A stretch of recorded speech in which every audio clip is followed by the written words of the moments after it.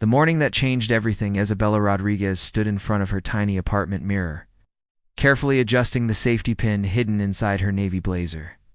The jacket was 3 years old, bought from a discount store during her final year of college, but it was her only professional piece of clothing. She had spent 30 minutes that morning trying to hide the small tear near the shoulder seam with strategic positioning and a tiny safety pin. Her reflection showed a young woman with determined brown eyes and carefully styled dark hair. She had learned early that appearance mattered in the corporate world, especially when you came from nowhere and had everything to prove. The blazer might be old, but it was clean and pressed. Her white blouse was fresh, even if it had been hand-washed. In her kitchen sink the night before, "You can do this, Isabella," she whispered to herself, practicing her presentation one more time. 6 months of research. This is your moment. The morning commute to Crosstech Industries took an hour on 2 different buses, but Isabella used the time to review her notes on community-focused marketing strategies. She had discovered something that could revolutionize how the tech giant approached underserved markets. And today she would present her findings to the board of directors. The Crosstech boardroom, the 42nd floor boardroom of Crosstech Industries, was more intimidating than Isabella had imagined. Floor-to ceiling windows offered a breathtaking view of the city skyline, while a massive mahogany table dominated the center of the room. 12 leather chairs surrounded the table, each worth more than Isabella's monthly rent. She arrived 20 minutes early, setting up her presentation materials with nervous precision. Her laptop, borrowed from the office equipment pool, looked ancient compared to the sleek tablets and devices scattered around the room, but her presentation was solid. 6 months of nights and weekends had gone into researching demographic data, conducting community interviews, and developing strategies that could open new markets worth millions. David Kim, her department head, arrived first. A man in his 40s with perfectly styled hair and an expensive suit, he barely acknowledged Isabella's presence. "Remember," he said without looking at her, "keep it brief. These people don't have time for lengthy explanations." Isabella nodded, though she knew her presentation needed context to be effective.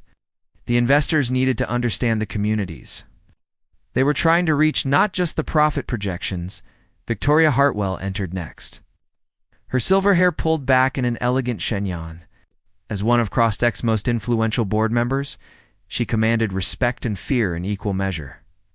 Her gaze swept over Isabella with the kind of assessment that made people feel inadequate. "You're the Rodriguez girl," she said, "not a question, but a statement. David says you have some interesting ideas about reaching low-income demographics." "Yes, ma'am. I believe there's tremendous untapped potential in community-based marketing approaches." Victoria's smile was thin. "We'll see." The presentation begins. As the room filled with investors, Isabella felt the familiar flutter of nerves in her stomach. These were people who controlled budgets larger than entire city economies. Men and women in $1,000 suits who made decisions that affected millions of lives. Nathan Cross entered last, and the room's energy shifted immediately. At 32, he was younger than most of his board members, but his presence filled the space. Tall and lean with dark hair and sharp green eyes, he moved with the confidence of someone who had built an empire before his peers had finished graduate school. He took his seat at the head of the table without ceremony, his attention already focused on the presentation screen. "Ms. Rodriguez," David introduced, "will be presenting her research on community outreach marketing strategies." Isabella stood, smoothing her blazer unconsciously. She could feel every eye in the room on her as she clicked to her first slide. "Thank you for this opportunity. Over the past 6 months, I've been researching how Crosstech can authentically engage with underserved communities to build sustainable market growth." Her voice was steady, despite her racing heart. She had practiced this presentation dozens of times, and her passion for the subject came through as she explained her research methodology and initial findings. Traditional marketing approaches treat working-class consumers as afterthoughts, she continued, clicking to a slide showing demographic breakdowns. But when companies invest genuinely in these communities, the return isn't just financial XT, transformational. She was warming up now, her confidence growing as she moved through her data. Investors seemed engaged. Even Victoria was taking notes. Isabella clicked to her next slide and gestured toward the screen to highlight a particularly important statistic. That's when disaster struck. The moment everything fell up, as Isabella raised her arm to point at the chart, she heard the sound of fabric tearing. The safety pin, stressed by the gesture, gave way completely. Her blazer split open along the shoulder seam, exposing not just her white blouse but the safety pin itself and a clear view of her bra strap. The room fell, silent for one horrifying moment. Isabella's hand flew to cover the tear, but the damage was done. The carefully maintained professional image she had worked so hard to project lay in tatters. Literally. Then the whispers began. Is she seriously going to continue standing there? Like that? Victoria's voice carried clearly across the room, though she hadn't intended it to be heard by everyone. This is embarrassing, murmured one of the male investors, loud enough for the whole room to hear. Crosstech standards have really dropped. Isabella's face, burned with humiliation, as barely suppressed laughter rippled through the room. Pairs of eyes stared at her torn blazer, at the safety pin, at everything except the presentation screen showing months of careful research. Maybe we should reschedule, suggested another investor, not bothering to hide his smirk. Isabella clutched the fabric together, her carefully rehearsed presentation crumbling along with her confidence. She had worn her best outfit, her only professional outfit, and now she stood exposed in front of the most important people in the company. The tears seemed to represent everything about her that didn't belong in this world of marble floors and designer suits. I'm sorry, she began, her voice barely above a whisper. I should probably sit down. The CEO's unexpected response, no. The command came from Nathan Cross himself. The billionaire CEO stood at the head of the polished conference table, his piercing green eyes scanning the room with obvious displeasure. All of you sit down and listen. The room fell completely silent. Nathan walked around the table with measured steps, his expensive Italian leather shoes clicking against the marble floor. Without a word, he removed his suit jacket, a piece that probably cost more than Isabella. Made in a month, and approached her. Isabella looked up at him in shock as he draped the jacket around her shoulders. It smelled like expensive cologne and felt warm against her skin. The jacket was so large on her that it completely covered the torn blazer. Ms. Rodriguez, Nathan said firmly, his voice carrying absolute authority that silenced any remaining whispers. Please continue your presentation. Your insights are exactly what this company needs. The contrast was stunning. Here was Nathan Cross, worth billions, standing in his white dress shirt and tie. Having given his jacket to protect the dignity of a junior employee, his gesture spoke louder than any corporate memo about company values. Anyone more interested? In clothing malfunctions than innovation can leave now, Nathan continued, his gaze sweeping the room like a challenge. We're here to discuss a potential $50 million opportunity, not critique wardrobes. The investors shifted uncomfortably in their seats. No one moved to leave, but the dynamic in the room had completely changed. Victoria Hartwell's expression was unreadable. While David Kim looked like he wished he could disappear into his chair, Isabella cleared her throat, pulling Nathan's jacket closer around her. Thank you, Mr. Cross. As I was saying, our research shows that authentic community engagement increases brand loyalty by 63% in underserved markets. Her voice grew stronger with each word. The humiliation was still there, burning in her chest. But Nathan's unexpected protection had given her the courage to continue, finding her voice for the next 20 minutes. Isabella presented her strategy. With growing confidence, talked about microlending partnerships, community education programs, and employment initiatives that would connect Cross-Tech directly with the people they wanted to serve. Traditional marketing approaches treat working-class consumers as afterthoughts, she explained, clicking through slides that showed community demographics and spending patterns. But when companies invest genuinely in these communities, the return isn't just financial, it's transformational. Nathan had returned to his seat, but his attention never wavered from her presentation. Unlike the other board members who kept glancing at their phones or tablets, He was completely focused on every word she said. The safety net programs were proposing don't just build goodwill, Isabella continued, finding her rhythm again. They create sustainable customer bases. People who feel valued become loyal advocates. She talked about partnerships with local schools, job training programs that led directly to employment at Crosstech, and community investment initiatives that would create lasting change. Her research was thorough, her projections conservative, but promising.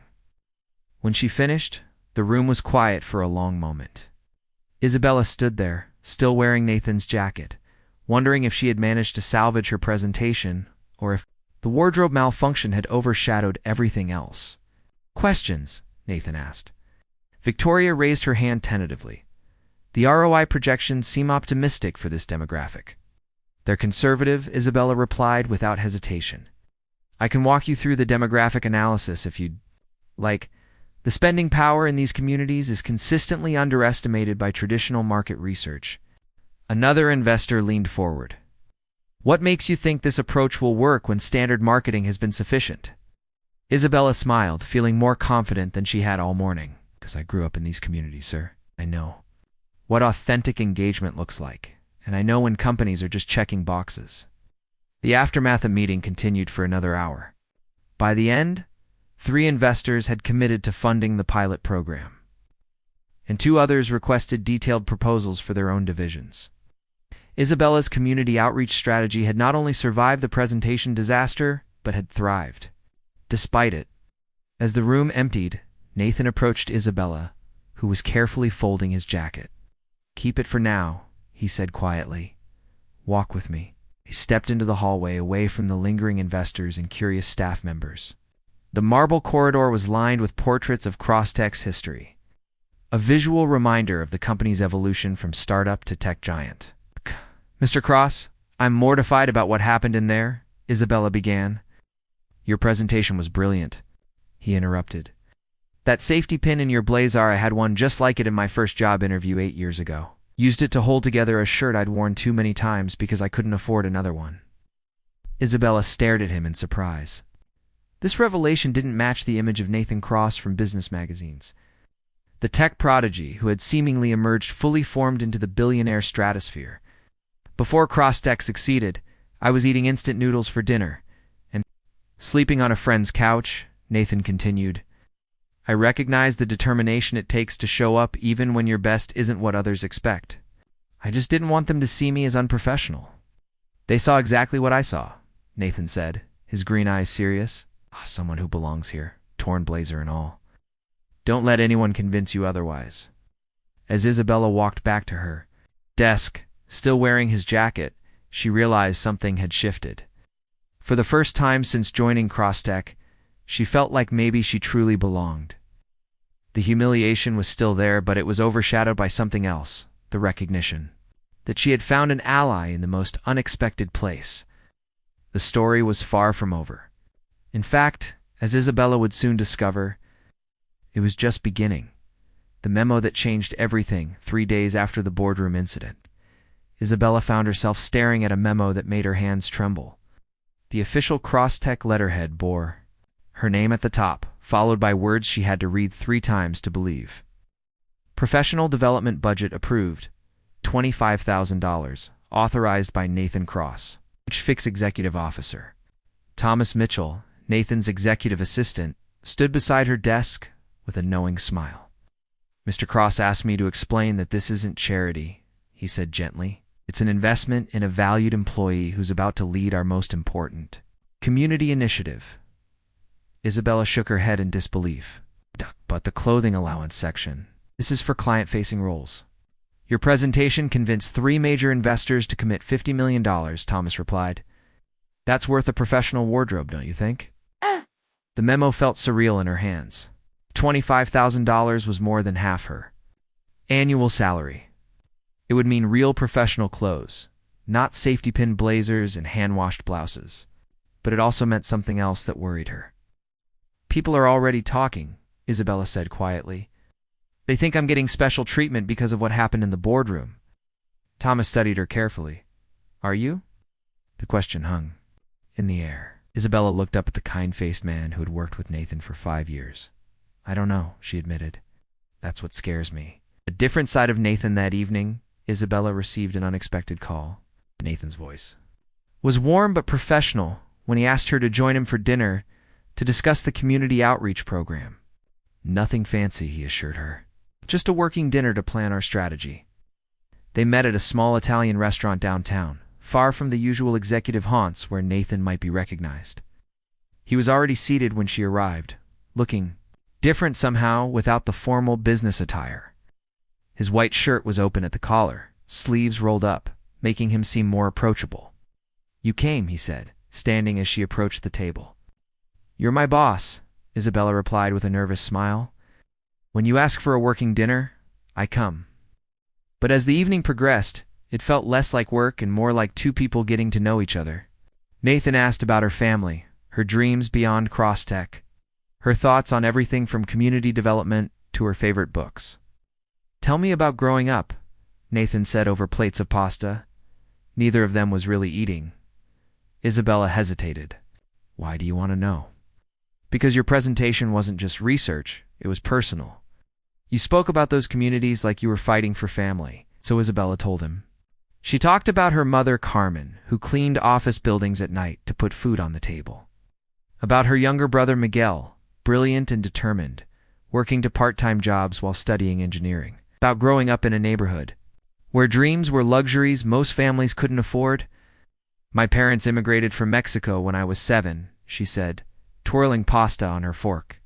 Everything they did was for us kids. Every sacrifice, every 16-hour workday. I'm the first person in my family to graduate college. Nathan listened intently, asking thoughtful questions that showed he was really hearing her. When she finished, he was quiet for a moment. My story's different, but maybe not as different as people think, he said finally. My father left when I was 10. My mother worked as a nurse, pulling double shifts to keep us afloat. I built my first computer from spare parts I found in dumpsters. Behind electronics stores, Isabella looked at him with new eyes. The billionaire CEO suddenly seemed more human, more real. The investors don't know that story. Most people don't. It's easier to let them think I'm just another tech genius who got lucky. Nathan reached across the table and touched her hand briefly. I see something in your proposal that most people miss. You're not trying to help these communities. You understand that they don't need saving. They need partnership. Growing closer over the following weeks, their strategy meetings became regular occurrences. They would meet at small cafes, neighborhood restaurants, or sometimes just walk through the city discussing ideas. Nathan was nothing like the distant executive she had imagined. He was thoughtful, funny, and surprisingly down-to-earth. The micro-lending partnership is solid, Nathan said during one of their walks through Pioneer Square. But why stop at financial services? What about education? Community colleges are already doing great work, Isabella replied, pulling her new coat closer against the Seattle drizzle. The professional wardrobe allowance had transformed her appearance, but she still felt more comfortable in practical clothes than designer outfits. We don't need to reinvent that wheel. I'm not talking about replacing them. I'm talking about bridging the gap. Technical skills training that leads directly to jobs at CrossTech. Isabella stopped walking. That would require a significant hiring commitment. Then we make one. The ease of his response amazed her. Most executives talked about community. Investment like it was a necessary evil. Nathan discussed it like it was the most natural thing in the world. Can I ask you something? Isabella said as they found shelter under a coffee shop awning. Shoot! Why did you stand up for me that day in the boardroom? Really, Nathan was quiet for a moment, watching the rain streak down the windows. Because 12 years ago I was in a similar situation, presenting to investors with a shirt that didn't fit right and shoes I'd bought at a thrift store. The only difference was that no one stood up for me. What happened? I went home, rewrote my entire presentation, and came back the next week with a plan that was twice as good.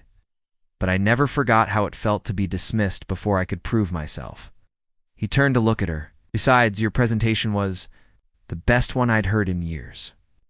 I wasn't about to let some stuffed shirts miss out on good ideas because of a wardrobe malfunction. Isabella felt warmth spread through her chest. Thank you. Thank me by making this community program so successful that other companies have to follow our lead. The company picnic 3 weeks later, the annual Crosstech family picnic, changed everything. Isabella had almost skipped it, but her nephew, Carlos, had been excited about the science fair booths the company was sponsoring. She found Nathan crouched next to Carlos's volcano project, sleeves rolled up, helping him adjust the baking soda mixture. Try it now, Nathan said, stepping back. Carlos triggered the eruption, and red foam bubbled over the paper match mountain. His 8-year-old face lit up with pure joy. That was awesome. Can we do it again? Once more? Nathan laughed. Then we should let other kids try. Isabella watched from a distance as Nathan patiently helped Carlos reset the experiment. There was no camera crew, no PR team capturing the moment. That's just a billionaire CEO genuinely enjoying a child's science project. He's different than I expected, said her sister Carmen, joining her with a plate of food. Yeah, Isabella agreed, her heart doing something complicated in her chest. He really is. A dangerous realization that evening, Nathan offered to drive Isabella home. As they sat in his car outside her apartment building, the air felt charged with something unspoken. Isabella, Nathan said quietly, I need to tell you something. She turned to face him, noting how the streetlight caught the green in his eyes. This thing between us? ... It's not just professional anymore, is it? Her breath caught. She had been trying to ignore the way her pulse quickened when he smiled at her, the way their conversations felt more personal each time they met. But hearing him acknowledge it made it real.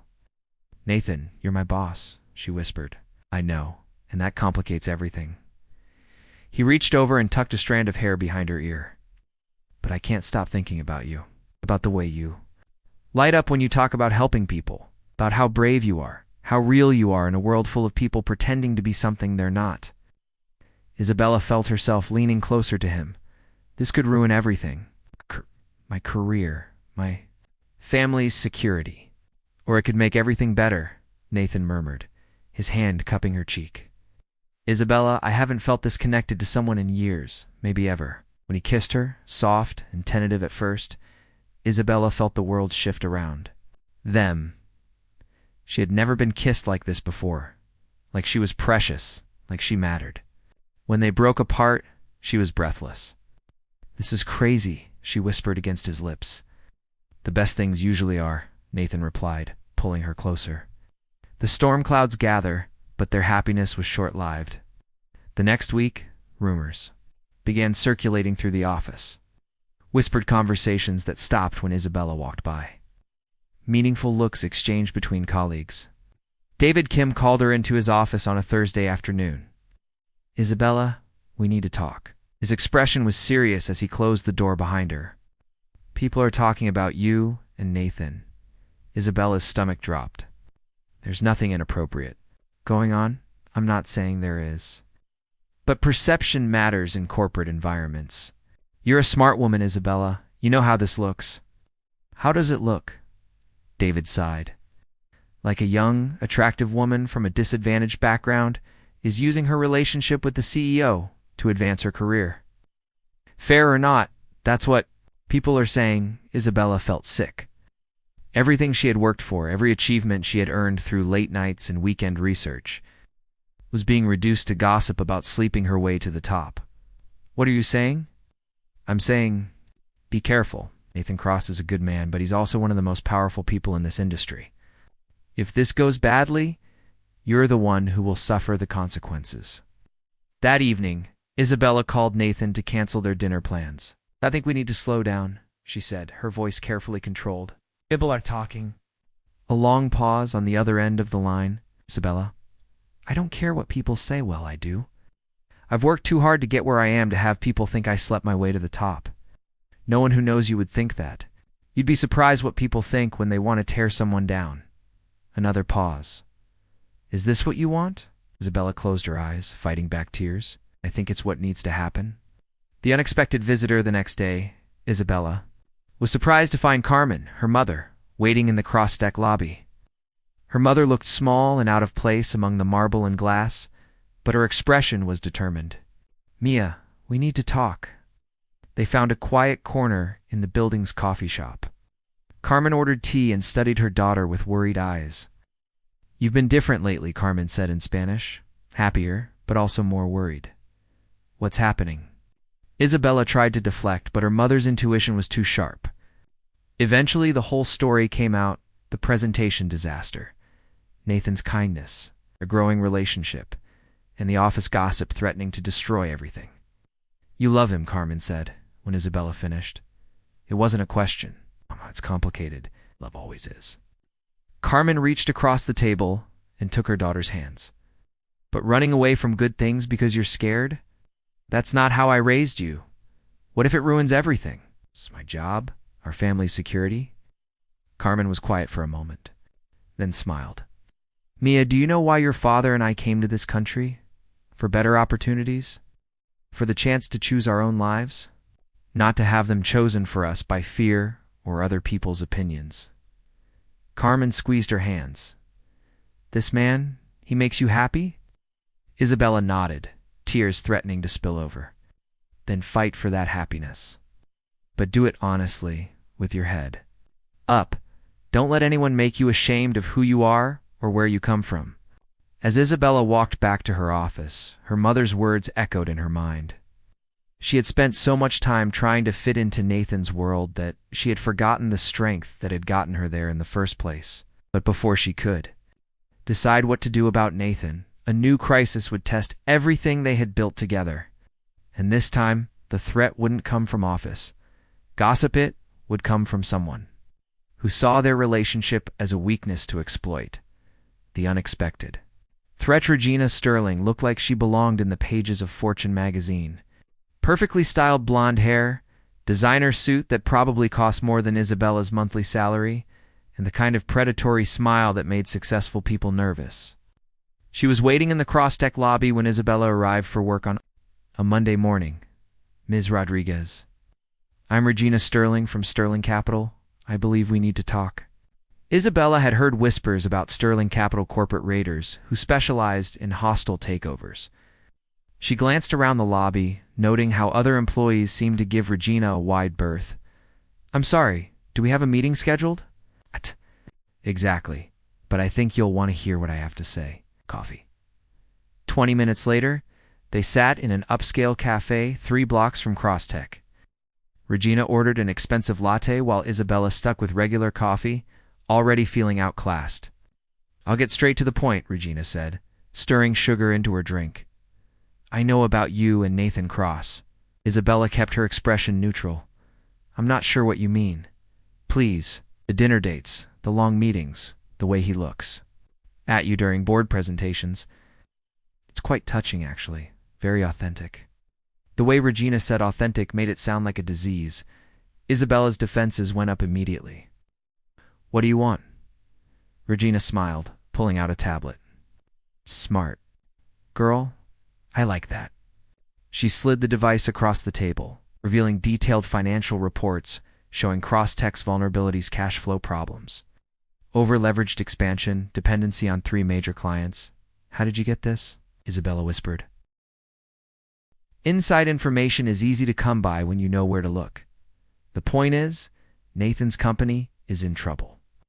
He's been hiding it well, but Sterling Capital sees everything." Isabella pushed the tablet back. "This has nothing to do with me. Doesn't it? You're his weakness, Isabella, his soft spot, and that makes you valuable to me." The casual way Regina discussed Nathan's feelings made Isabella's skin crawl. "I'm not for sale," Regina laughed, a sound like breaking glass. "Everyone's for sale. The question is price. I'm offering you the position of Vice President of Marketing at Sterling Capital. Starting salary, $300,000. Your brother's college tuition paid in full. Your parents' mortgage eliminated." Isabella's mouth went dry. $300,000 was more than 5 times her current salary. Miguel's tuition payments kept the whole family awake at night, and her parents had been quietly struggling with their mortgage since her father's construction work had slowed down. "If I refuse, then you become a liability." Nathan is distracted by his feelings for you, which makes him vulnerable. "If you won't help me, then I'll have to remove the distraction entirely." You can't fire me. Nathan won't let you. I don't need to fire you. I just need to make it clear that your relationship with Nathan represents a conflict of interest. A poor girl sleeping her way up the corporate ladder. The media loves stories like that. Isabella felt sick. That's not what this is. Does it matter what it is? Matters what it looks like. Nathan's reputation suffers, your career ends, and your family. Regina shrugged. Well, let's just say that construction work can be unpredictable. Accidents happen. The threat hung in the air between them. Isabella realized she was dealing with someone who saw people as chess pieces to be moved or removed as needed. Insane? Unpractical. Nathan had his chance to build something lasting. Instead, he got sentimental about community outreach and social responsibility. Sterling Capital will streamline operations, eliminate inefficiencies, and focus on profit. Regina stood and placed a business card on the table. You have 48 hours to decide. Vice president position, financial security for your family, and a clean exit from this situation. Or you can watch everything burn while Nathan plays hero. The impossible choice after Regina left, Isabella sat alone for an hour, staring at the business card. $300,000. Miguel's tuition, her parents' mortgage. Financial security she had never imagined possible. All she had to do was betray the man she was falling in love with. That evening, Isabella met her family for dinner at her parents' small house. The living room was crowded with her parents, Miguel, her sister Carmen, and Carmen's 2 young children. Everyone talked over each other in a mixture of Spanish and English while her mother fussed over plates of homemade tamales. Isabella's been quiet tonight, her father observed during a lull in the conversation. Just work problems, Papa. Speaking of problems, Miguel said, looking up from his textbook, did you see the email from the financial aid office? There. Raising tuition again next year? Isabella's heart sank. How much? Another $5,000. I can take out more loans, but... No, their mother said firmly. Enough loans, Miguel. Maybe you transfer to community college for a year. Mom, I'm so close to finishing my engineering degree. If I transfer now, we'll figure it out, Isabella interrupted, not wanting to watch her brother's dreams crumble. Don't worry about it. But later, as she helped her mother with dishes, the conversation took a darker turn. Your father's back is getting worse, her mother said quietly. The doctor says he needs surgery, but the insurance. Double quotes. How much? $20,000 after insurance. You've been putting it off, but Isabella dried dishes mechanically, Regina's offer, echoing in her mind. $300,000 would solve every problem her family faced. Mia, you look worried. Is everything okay at work? Everything's fine, Mama. Just some big changes coming. Nathan's desperation. Meanwhile, Nathan was fighting his own battles. James Mitchell, his assistant, had discovered the extent of Sterling Capital's infiltration into Crosstex operations. They have inside information on everything, James reported during an emergency meeting in Nathan's office. Financial data, strategic plans, even personal details about board members. Nathan ran his hands through his hair, exhaustion evident. In every line of his body, how deep does this go? Deep enough to orchestrate a hostile takeover. Regina Sterling has been planning this for months. She's already approached several board members with buyout offers. What about the community outreach program? First thing they'll cut, along with about 40% of our workforce. Nathan stared out his office window at the city's skyline. Somewhere out there, Isabella was probably getting ready for bed, unaware that everything they had built together was about to crumble. There's something else, James said hesitantly. Regina met with Isabella this morning. Nathan's head snapped up. What? My contact at Sterling Capital says they're trying to recruit her. Apparently they see her relationship with you as leverage. Nathan felt cold fear wash over him. Regina Sterling was ruthless enough to use Isabella as a weapon against him. And Isabella's family situation made her vulnerable to financial pressure. The confrontation the next day. Isabella found Nathan waiting by her car in the parking garage after work. He looked terrible, exhausted, stressed, and older than his 32 years. Isabella, we need to talk. About what? About Regina Sterling? About whatever she offered you yesterday? Isabella's heart sank. Of course he knew. Nathan, I did before. You say anything? I need you to know something. Sterling Capital is trying to destroy CrossTech. If they succeed, it won't just be my company that suffers. It'll be every community program we've started, every job we've created, every family we've helped. I know that, do you? Because Regina Sterling doesn't care about communities or families, or anything beyond profit margins. She got everything we've built and sell the pieces to the highest bidder. Isabella leaned against her car, suddenly feeling very tired. Why are you telling me this? Because I love you. The words hung in the air between them. Isabella felt her heart break a little, because hearing him say it made what she had to do so much harder. Nathan, I love you, and I know you're in an impossible situation. Whatever she offered you, whatever pressure she's putting on your family, we'll find another way. Will we? Because my brother needs $5,000 for tuition next semester. My father needs surgery that costs $20,000. My parents are behind on their mortgage, and I can't fix any of it on my salary. Nathan stepped closer. I can help with that. No, Isabella shook her head firmly. I won't be your charity case. I won't be the poor girl you rescued who owes you everything. That's not what this is, isn't it? You're a billionaire, Nathan. You could solve my family's problems with pocket change. But what happens to my self-respect? What happens to my sense of accomplishment when everyone knows I succeeded because my boyfriend wrote a check? The breaking point their argument was interrupted by the arrival of Regina Sterling herself, flanked by 2 security guards and looking perfectly composed. How touching, she said, her voice dripping with false sympathy. Young love conquering. All, but I'm afraid time's up, Isabella. Nathan stepped protectively in front of Isabella. Whatever you offered her, the answer is no, Regina smiled. Actually, the answer is yes. Isn't it, Isabella? Isabella felt the weight of her family's needs pressing down on her. Miguel's education, her father's surgery, her parents' financial security, all of it could be solved with one word. Isabella, Nathan said quietly, please don't do this. She looked at him. He looked at him. At the man who had stood up for her when everyone else laughed, who had seen her potential when others only saw her torn blazer, who had shown her a world where love and business could coexist. I'm sorry, she whispered. Nathan's face crumbled. Isabella. Ms. Rodriguez has accepted a position with Sterling Capital, Regina announced triumphantly. She'll be transitioning out of CrossTech, effective immediately. But as Regina turned to leave, Isabella found her voice. Actually, she said, her voice growing stronger, I changed my mind. The community fights back. Regina spun around, her perfect composure cracking. Excuse me? I said no, it won't work for you. I won't spy on Nathan, and I won't help you destroy everything we've built. You're making a mistake, Isabella. A very expensive mistake. Maybe, but it's my mistake to make. Nathan looked at her with something like wonder. Isabella, ...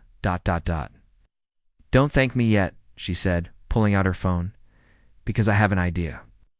But we're going to need help. Oh. Over the next hour, Isabella made a series of phone calls. To her mother, to community leaders, to local business owners, to everyone she had interviewed during her research on community outreach.